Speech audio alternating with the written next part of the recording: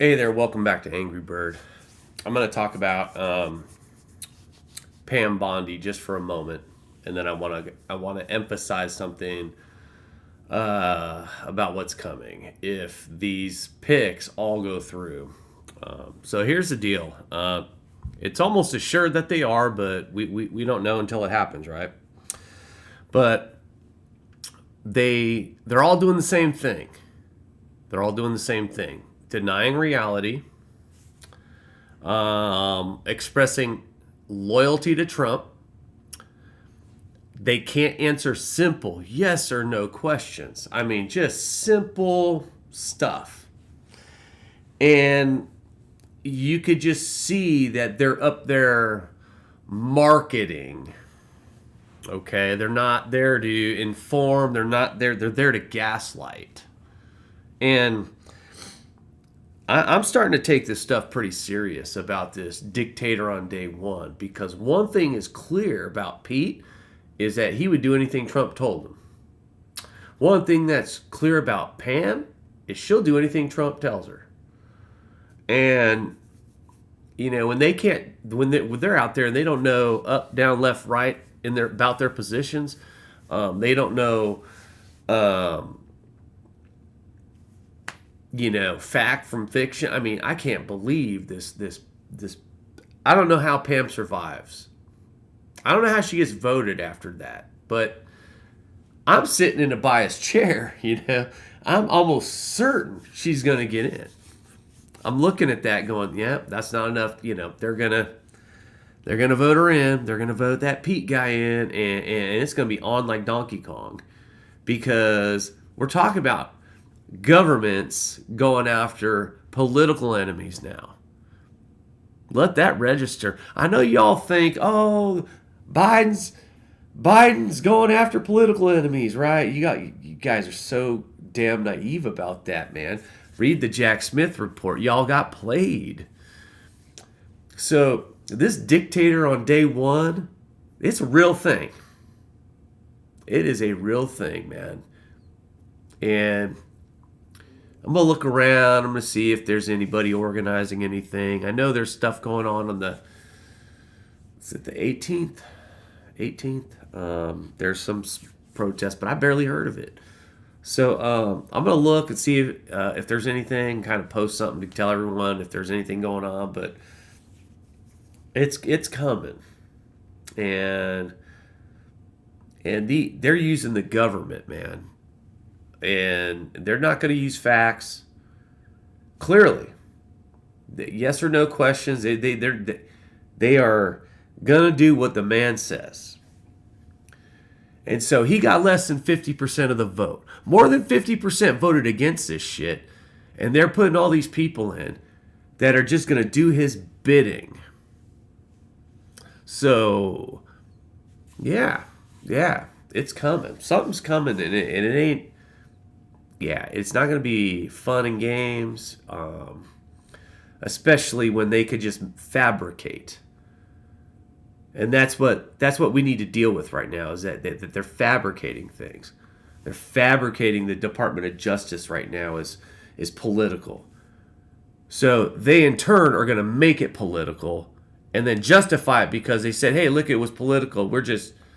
No, man, no. The games have got to stop. And when you look at these picks and you look at Trump and you look at their agenda and they wrote it down, everyone said, this is their plan. All he had to say was, no, it wasn't. And now it's on. Now it's on with less than 50% of the vote. Politically strategized, manipulated maps to get just enough, just a fraction of enough of the chairs needed. And then you guys are going to call it a mandate, man. And then you guys are going to vote these hacks in that are so unqualified. Their only qualifications is they'll do what they're told. That's what I'm seeing by these interviews. That's what I'm seeing. And then the suck-up senators, the GOP suck-up senators with those softballs. Wow, man. Didn't you take an oath? I mean, did you place a hand on a Trump Bible? and swear fealty to Trump, I mean, you got to defend your voters, man. More than 50% voted against this. Let that register. So, you know what the lies were, senators. You know. You played along. So now you are the traitors. From my view. You're the traitors. You guys are playing along. You're calling it a mandate when you know it isn't. You radicalize people with lies that you know weren't true. You fabricate. And now you're gaslighting us like this is a real thing. Like, oh, look, we're asking real questions. You can't even get them to answer yes or no. And you're putting them in front of us like these are the most qualified candidates. If there ever was a damn DEI buddy system getting a damn seat at the table just because of who they knew, this was it. And if you're cheering for this shit, I mean, if you're one of those guys chest up right now, oh man, we're going to get them. We're finally going to get all that corruption. Oh my Lord. Oh wow.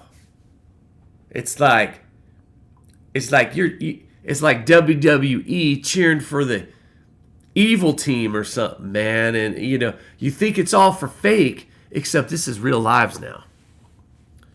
And it's pathetic that you can't see the damn show they keep showcasing on your asses. They betray you and betray you and betray you and betray you, and you just gobble it up, man. It's like, oh man, thanks. Oh, they're saving us. No, man, they're playing you.